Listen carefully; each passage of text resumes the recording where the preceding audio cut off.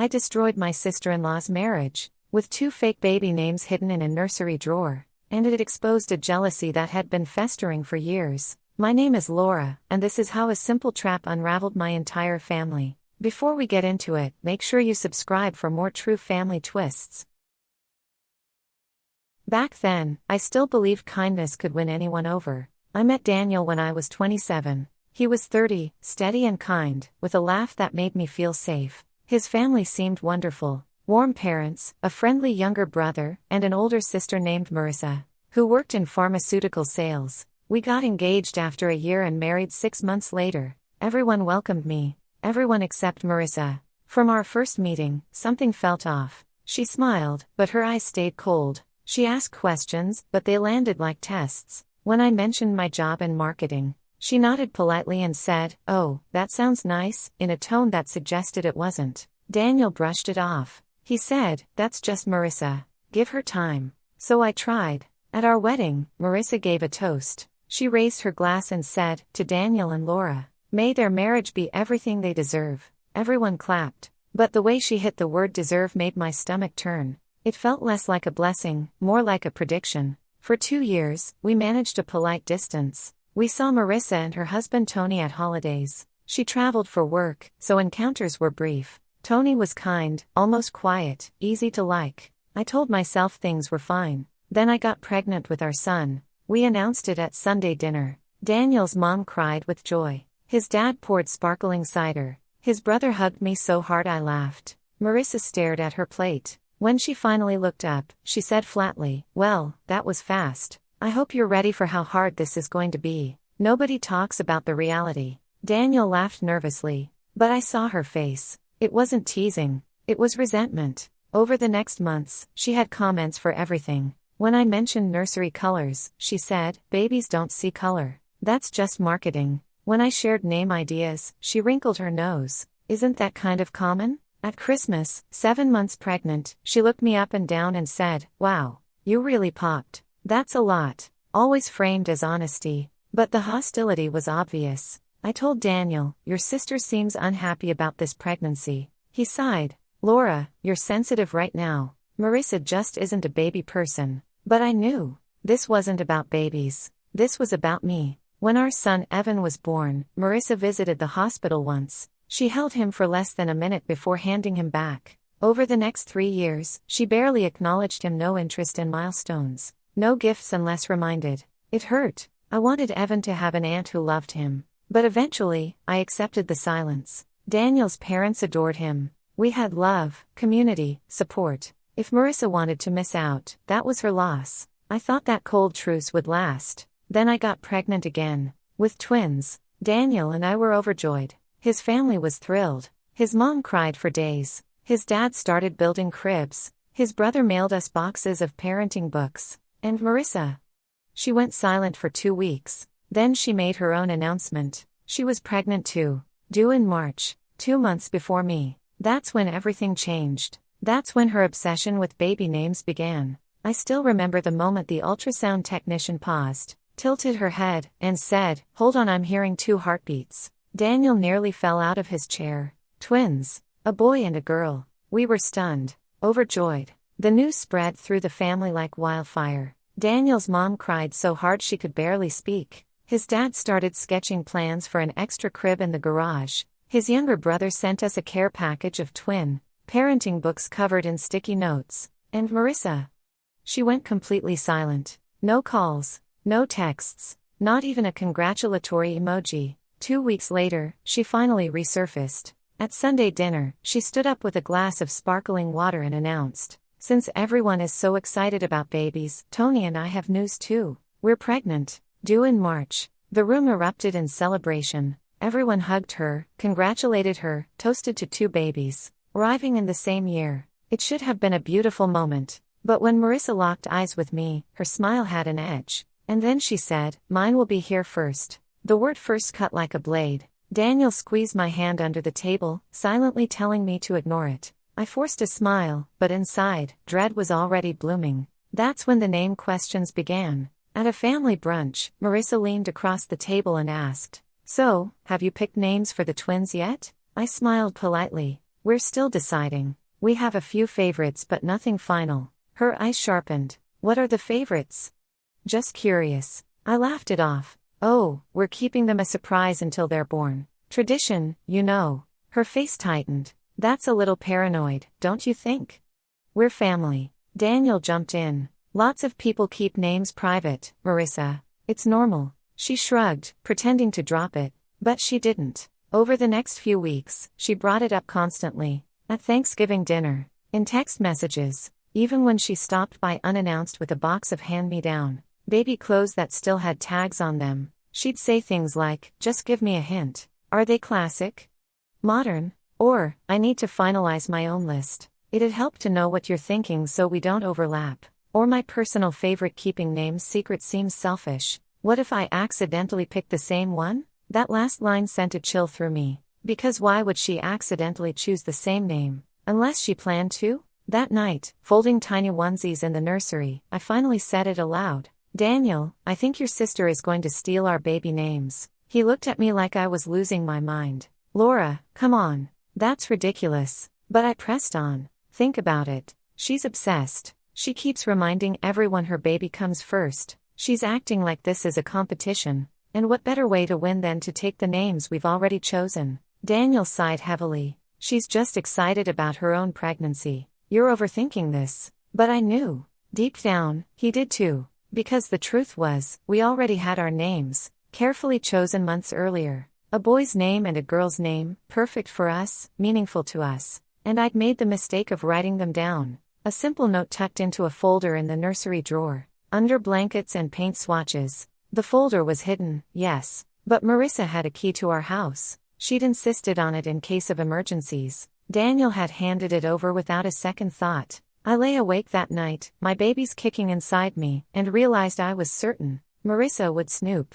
She would find that folder, and she would use our names first. That's when the idea struck me. If she was going to snoop, I would let her. But I would control what she found. The next morning, I ordered custom nursery decals online. 2 names, written in a soft script font. Rose Arwen, Luke Max. Names that sounded plausible, but meant nothing to me. Names I would never use. 3 days later, the decals arrived. My hands shook as I opened the package. I walked into the nursery, opened the bottom drawer, and stared at the space where our real list had been. I tucked the real folder away in my bedroom closet. Then I placed the decals in the drawer, positioned just right, half hidden under the blankets, but visible enough that anyone snooping would catch sight of them. A trap. Simple, elegant, undeniable. We were hosting the family Christmas party in 2 weeks. Marissa would be there. And if I was right, she wouldn't be able to resist. I closed the drawer slowly, my heart pounding, and I whispered to my unborn twins, let's see what your aunt is really made of. The week before Christmas, I scrubbed my house until it gleamed. Garlands on the staircase, good china on the table, cookies cooling on the counter. I told myself I was just being a good host. But really, I was setting the stage. Daniel had no idea. He didn't know about the fake decals hidden in the nursery drawer. He thought I was paranoid about Marissa. Maybe part of me hoped I was. Maybe she'd just enjoy the holiday and leave. But I knew better. Christmas Eve came cold and bright. Evan was 3, bouncing in his Rudolph sweater, buzzing with excitement. I was 6 months pregnant, moving slower but determined to make it perfect. Daniel's parents arrived with pies and presents. His brother came with wine. The house filled with warmth, laughter, cinnamon, and pine. Then the doorbell rang. Marissa and Tony stood there. She was 5 months pregnant, glowing in a fitted red dress. Tony smiled warmly, holding a casserole. Marissa's smile was wide too, but her eyes gave her away. She hugged me carefully. Laura, your house looks beautiful. Thank you. Come in, it's freezing. She swept inside, eyes flicking over the decorations, the tree, and briefly the stairs. We gathered in the living room. Evan ran circles. Daniel poured drinks. His mom compared pregnancy symptoms. Tony chatted football with Daniel's dad. Everything looked normal. But Marissa kept glancing toward the hallway. At dinner, the table was noisy and bright. Evan sat between his grandparents, telling a wild story about Santa and dinosaurs. Everyone laughed except Marissa. She kept checking her phone. Her eyes wandered again and again toward the stairs. Halfway through, she pushed back her chair. Excuse me, I need the restroom. No one thought twice. Except me. The downstairs bathroom was empty. I knew it, but I heard her steps on the staircase. Light, quick. My chest tightened. I forced myself to smile, to nod at Daniel's brother's story. But inside, I was listening. The creak of floorboards. A door opening. The nursery door. I gripped the banister, twins kicking against my ribs. Part of me wanted to storm upstairs, but I stayed frozen, waiting. Minutes later, water running, footsteps returning. Marissa rounded the corner, calm as ever. Sorry, your downstairs bathroom was occupied. I used the one upstairs. Hope that's okay. It's fine, I said, smiling. But it wasn't. She walked past me, back to the table. She'd done it. She'd gone into the nursery. She'd opened that drawer. The rest of the night blurred. Presents opened. Evan tore wrapping paper. Adults exchanged hugs and photos. At 9, Marissa and Tony left. She thanked me sweetly at the door. I stood there, hand on my belly, watching their car disappear. Daniel slipped his arms around me. That went well, don't you think? Yeah, I said softly. But my mind was racing. Had she seen the decals? Moved the blankets? Read the names. I cleaned the kitchen in silence, every sound amplified, water running, dishes clinking while her footsteps replayed in my head. The stairs. The nursery door. That calm expression. She had been in that room. I was certain. Now all I could do was wait. 2 months. Until March. Until her baby was born. 2 months to learn whether I was paranoid or right. I switched off the kitchen light and looked out into the yard. Snow was falling, soft and silent. And I whispered to myself, in 2 months, the truth will come out. I was folding laundry in the nursery when Daniel's phone rang. It was a Tuesday in early March, unseasonably warm. I was 8 months pregnant, moving slower than ever, trying to finish the twins' room. Daniel answered on the second ring. His voice shifted from casual to excited. Oh wow, congratulations. That's amazing. When did it happen? I froze, hands still on a tiny onesie. He hung up and found me. His face glowed with happiness. That was Tony. Marissa had the baby this morning. A boy. Everyone's healthy. My heart dropped. I forced a smile. That's wonderful. What did they name him? Tony didn't say, Daniel replied. We'll visit tomorrow. Tomorrow. In less than 24 hours, I would know if my trap had worked. That night I barely slept. The twins kicked relentlessly, and my mind spun. Maybe Marissa never saw the drawer. Maybe she looked but decided against it. Maybe I was just paranoid. Or maybe I was about to be vindicated. The next morning we drove to the hospital with flowers and a gift bag. My hands shook in the elevator. Daniel noticed. You okay? Just tired, I said. He smiled and kissed my forehead. He had no idea. We found the room. Voices inside bright, cheerful. Daniel knocked and stepped in. Marissa was propped up in bed, looking exhausted but triumphant. Tony stood beside her, holding a tiny bundle wrapped in blue. Marissa's eyes landed on me. Something flickered anticipation. Daniel greeted Tony, marveling at the baby's tiny hands. I hung back, gripping the flowers, heart pounding. Marissa smiled, sharp and victorious. Laura, come meet my son. I stepped closer. He was beautiful, innocent, perfect. Congratulations, I said softly. She tilted her head. Thank you. We're so happy. Aren't we, Tony? Tony nodded, eyes fixed on his son. Daniel asked, so, what's his name? Tony didn't tell us yesterday. This was it. The moment. Marissa looked straight at me. His name is Luke Max. The room tilted. My vision blurred. Luke Max. One of the fake names from the drawer. She had done it. Daniel smiled. That's a great name. Strong, classic. Marissa kept her eyes on me. We thought so too. Not too common. Just right. I forced my voice steady. Luke Max is perfect. It suits him so well. Her smile faltered just for a second. She had expected jealousy, not approval. Tony spoke quietly. Actually, Marissa chose it. I wanted something different, but she was set on Luke Max. Something cold flashed across her face. We discussed plenty of names, she said quickly. This was a joint decision. Daniel, oblivious, kept chatting about cousins growing up together. I nodded, smiled, and screamed inside. We stayed 20 minutes. Small talk. Photos. Then we left. In the car, Daniel said, they seem really happy. I stayed quiet until the elevator doors of my mind finally opened. Luke Max was one of the fake names, I said. Daniel turned to me, stunned. What? The names I planted in the nursery. Luke Max was one of them. She found them. She used it. He gripped the steering wheel, his face shifting from disbelief to realization. So you were right. All this time. Yes, I said. I was right. Silence filled the car. Finally he asked, what do we do now? That was the question. I had proof. I had vindication. But should I expose her? Tell the family.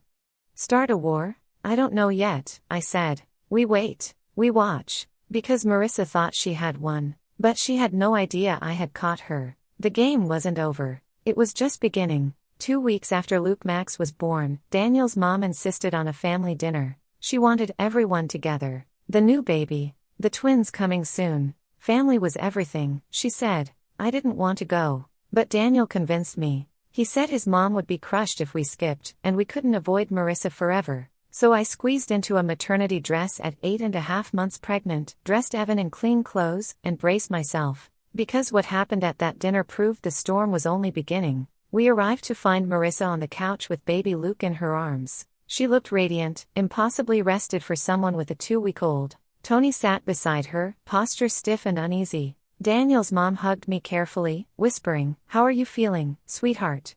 Any day now?" I smiled and said, "Hopefully a few more weeks." She ushered us inside. Evan ran straight to the baby. Daniel's dad was finishing dinner in the kitchen. Daniel's brother hadn't arrived yet, which left me, Daniel, Marissa, and Tony in the living room. Marissa looked me over. She said, "Laura, you look ready to pop. Are you sure it's weeks away?" I eased into the armchair across from her. I said, "That's what the doctor says." She tilted her head. She said, "Twins can surprise you. Have you finalized their names?" Daniel's hand brushed my shoulder, a small gesture of support. He knew exactly what she was doing. I smiled. I said, "We have, but we're keeping them a surprise. Tradition." Her eyes flashed. She said, "That tradition feels unnecessary. Families should share these things." Tony cut in quietly. He said, "Marissa, drop it." She shot him a look, then back to me. She said, "I'm just saying. Secrets feel silly." Daniel jumped in fast.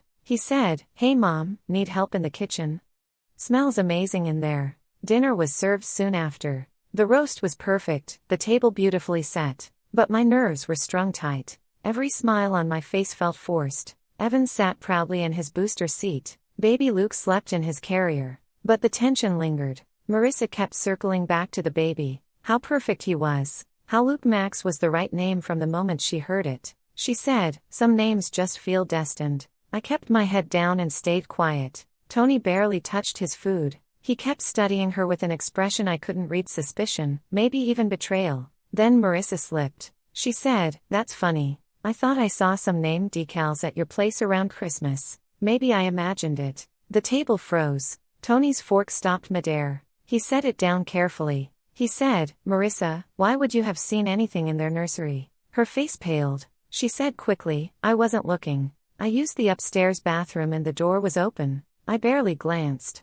Daniel's dad frowned. He said, "You were near their nursery?" Her voice sharpened. She said, "I just walked past. People are acting like I did something terrible." Tony's jaw clenched. He said, "You told me you never went upstairs. You said you used the downstairs bathroom." She stammered, Maybe it was both. I don't remember. Does it matter?" But his expression had changed completely. He was putting pieces together, remembering other things. Daniel tried to smooth it over. He said, "Let's not blow this out of proportion. Let's just enjoy dinner." But the tension was thick. His mom forced a bright smile. She said, "Who wants more potatoes?" No one answered. After dessert, Tony stood abruptly. He said, "Luke needs to go home. His schedule." Marissa started to protest, but his look silenced her. They gathered their things and left quickly. She avoided my eyes. When the door closed, Daniel's dad muttered, "What the hell was that about?" His mom sighed. She said, "Something's going on with them."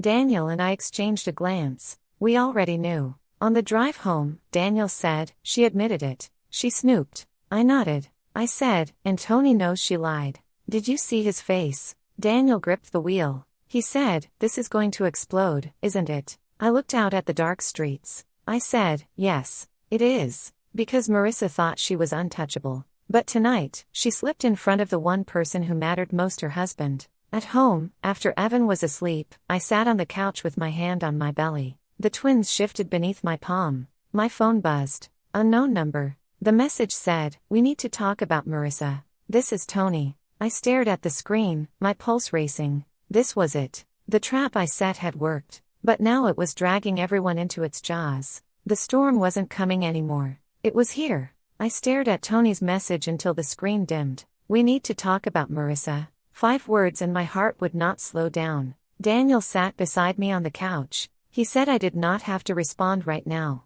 But I did. Because Tony deserved the truth. And because silence was eating me alive. I texted back. I said okay. "When?" His reply came at once. "Tomorrow. Somewhere private." My hands shook as I typed. "Coffee shop on Maple Street. 10 a.m. Daniel asked if I wanted him there. I said no. I needed to do this alone. I barely slept. I kept rehearsing lines in my head. If I told him everything, I risked shattering this family. If I stayed silent, I would lose myself. Morning came heavy and gray. I dropped Evan at preschool and drove with the twins, rolling under my ribs like a storm. Tony was already at a corner table. His coffee was untouched. His eyes were rimmed red. He stood and pulled out a chair. He said, "Thank you for coming. I know this is awkward." I sat carefully. I asked what he wanted to talk about. He looked wrecked. He said, "Marissa has been lying. About a lot of things. And I think it has something to do with you and your twins." My throat tightened.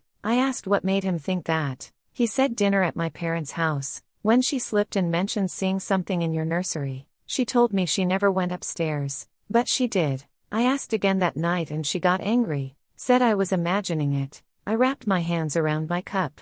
I asked what else. He said the name. Luke Max. She insisted on it. Shut down every other option. It felt like she was attached to those exact words for a reason. She would not explain. My heart pounded. He was standing at the door and needed only a key. He looked straight at me. He said, "Laura, be honest. Did Marissa take something from you? Did she steal your baby names?" I took a breath that felt like breaking ice. I said yes, she did. Tony closed his eyes. His hands curled into fists. He said, "Tell me everything." So I did. I told him about the questions, the pressure, the way she kept asking for our names. I told him about the fake decals, how I planted them in the nursery drawer, how I moved our real list to a closet, how I waited. I said Luke Max was never our choice. I made it up to see if she would take it, and she did. Tony's face went pale. He said, "So my son's name came from a lie, a trap, because my wife could not stand someone else being happy."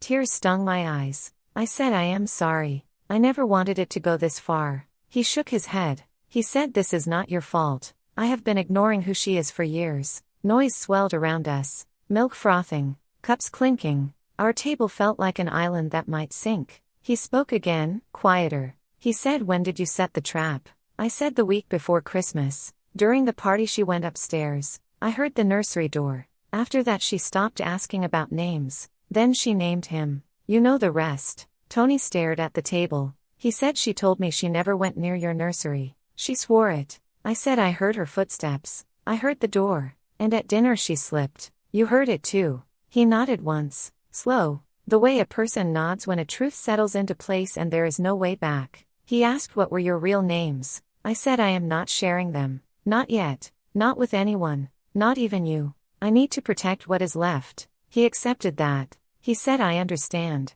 Silence again. The twins kicked hard. Tony rubbed his eyes. He looked older than last week. He said, "I need to confront her. I need to know what else she has lied about. If she would name our son to hurt you, then what would she not do?" I said, "Be careful. She will deny. She will twist. She will make you question your memory." He gave a small humorless laugh. He said, "She already has." He stood and then sat again, like his legs forgot what to do. He said, "Do you have proof?" I said, "I have the decals receipt email. I have the empty drawer. I have the timeline. But mostly I have her words at dinner. And you do too." He exhaled. Long and shaky. He said that might be enough. He looked at me with something like gratitude and shame mixed together. He said, "Thank you. I am sorry you had to do this. I am sorry it involved your babies." I said, "I am sorry it involved yours." We stood. My chair scraped the tile. He asked if he could keep me updated. I said yes. He walked me to the door like habit was all that kept him upright.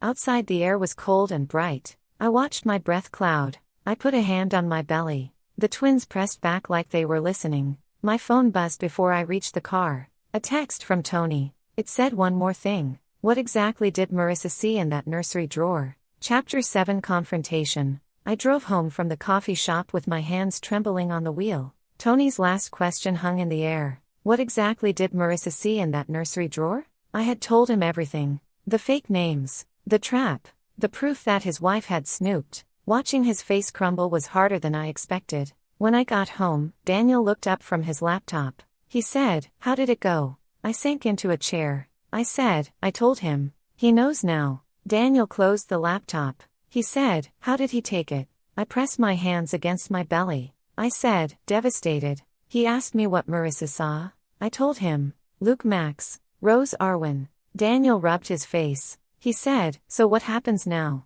I said, "I don't know. But Tony is going home to confront her." The house felt too quiet, too tense. I kept checking my phone, waiting. An hour passed. Then 2. Finally, a text arrived. 3 words. "You were right." I showed Daniel. He said, "That's it?" Then another. "Can I call you later?" That evening, after Evan was in bed, my phone rang. Tony's name on the screen. I answered. I said, "Are you okay?" His voice was rough. He said, "Let me tell you what happened." He paused, then continued. He said, "I went home. She was on the couch with Luke, looking calm, like nothing was wrong. I told her I'd had coffee with you. She froze. She tried to act normal, but I could see panic in her face." He took a breath. He said, "I asked her directly, 'Did you go into their nursery? Did you look in that drawer?' She denied it. Said I was imagining things. So I told her what you told me. About the fake names. About the trap." His voice hardened. He said, "That's when she lost it. She said you set her up. That you were manipulating me. That this was your twisted game." I closed my eyes. Of course she would spin it that way. Tony's voice cracked. He said, "I asked her why. Why steal your names? And she admitted it. She said she couldn't stand watching you be happy. That everyone praised you while she got nothing. And when she saw twins on the way, she felt like you were rubbing it in her face." Daniel's hand found mine. Tony continued. He said, "And then she confessed about Luke's name. She saw it in the drawer. She used it first because she wanted to hurt you. Because she wanted to win." The word win echoed in my head. I whispered, "I'm sorry, Tony." He gave a broken laugh. He said, "My son's name is the product of spite. Every time I say it, I'll think of this." He paused, then said, "I told her I need space. I'm staying at a hotel. I don't know if I can trust her again." I wiped my eyes. I said, "Whatever you need." His voice softened. He said, "You didn't ruin anything, Laura. She did this. You just held up a mirror." We ended the call. I sat frozen on the couch, Daniel's arm around me. That night I couldn't sleep. I thought of Tony alone in a hotel room. Marissa realizing she had lost her husband's trust.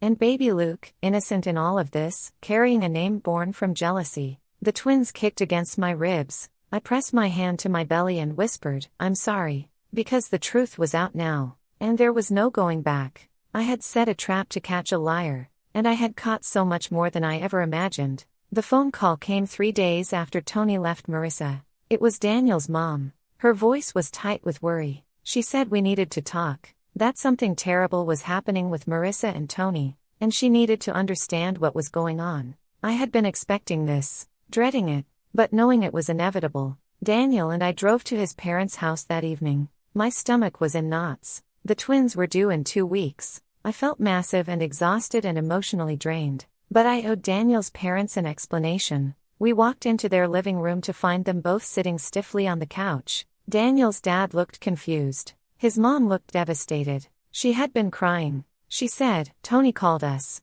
He told us he left Marissa. That their marriage is in trouble. But he would not tell us why. He just said to ask you." I sat down carefully. Daniel stood beside me, his hand on my shoulder. I took a breath. I said, "Marissa has been lying. To all of us. But especially to Tony." Daniel's mom leaned forward. She said, "Lying about what?" So I told them. Everything. About Marissa's resentment. Her obsession with the twins' names. The trap I set. The fake names she stole. Tony's confrontation. Her confession that she did it to hurt me. The room was silent when I finished. Daniel's dad finally spoke. He said, "You set a trap for my daughter?" I nodded. I said, "I suspected she would snoop. I needed proof that I was not imagining her hostility." So I planted fake names to see if she would take them. And she did. His mom's face crumpled. She said, "But why would Marissa do that? Why would she be so cruel?" I said quietly, "Because she resents me." She told Tony she could not stand watching me be happy, that my pregnancies felt like personal attacks on her. Daniel spoke up. He said, "Mom, Dad, Laura tried to keep the peace for years. She ignored the comments, the hostility, the coldness toward Evan. But Marissa crossed a line. She invaded our privacy. She stole something precious just to hurt us." His mom wiped her eyes. She said, "I do not understand. We raised her better than this." But even as she said it, I could see her remembering small moments over the years, comments Marissa had made, looks she had given me. The pieces were clicking into place. Daniel's dad said, "What happens now?" I shook my head. I said, "I do not know. Tony is trying to figure out if he can forgive her. But their marriage is broken, and I am the one who broke it." His mom looked at me sharply. She said, "No, Marissa broke it. By lying. By being vindictive. You just exposed the truth." But guilt still sat heavy in my chest. We left an hour later. The drive home was quiet. Daniel reached over and held my hand. He said, "You did the right thing." I wanted to believe him. The next morning, my phone rang. Unknown number. I almost did not answer. But something made me pick up. Marissa's voice came through, cold and sharp. She said, "I hope you are happy." My heart stopped. I said, "Marissa." She cut me off. She said, "You destroyed my marriage. You manipulated Tony against me. You set me up like I was some kind of criminal. And now my husband will not even come home." I tried to stay calm. I said, "I did not destroy anything. You made choices. You lied." Her laugh was bitter. She said, "I made one mistake. One moment of weakness. And you turned it into a weapon. You told Tony everything knowing exactly what it would do." I said, "You stole from me. You used your son's name to hurt me. That was not a mistake.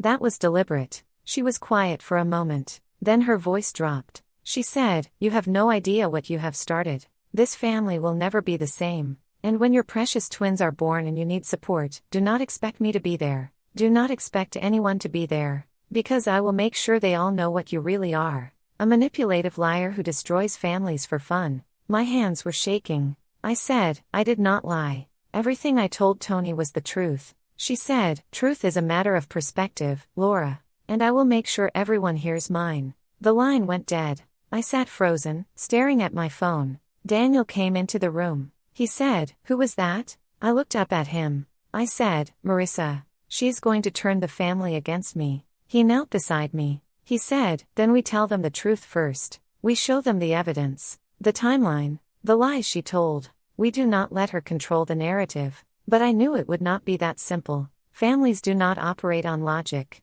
They operate on emotion. And Marissa was very good at playing the victim. Over the next week, I felt the family fracturing. Daniel's brother called, confused and upset. He had heard two different versions of events and did not know who to believe. Some cousins reached out with support. Others went silent. Marissa was spinning her story, painting me as jealous and vindictive, claiming I had set her up because I resented her pregnancy, that I manipulated Tony into leaving her. And some people believed her. Tony stayed at the hotel. He texted me once to say he was sorry for the mess, that he did not regret knowing the truth but he wished it had not come to this. I texted back that I understood, that I was sorry too. The twins were born 2 weeks later, a boy and a girl, healthy and perfect. We named them the names we had chosen from the beginning, the real names that Marissa never saw. Daniel's parents came to the hospital. They held their grandchildren and cried happy tears. But Marissa did not come. Tony did not come.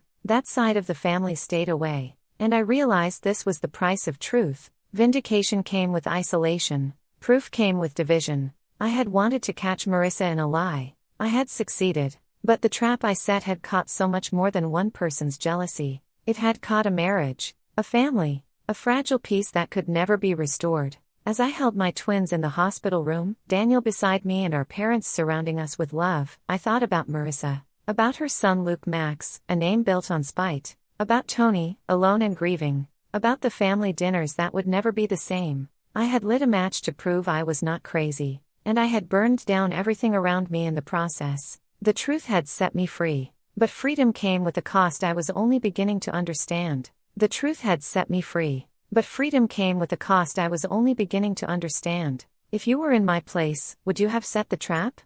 Tell me in the comments. I want to hear what you think.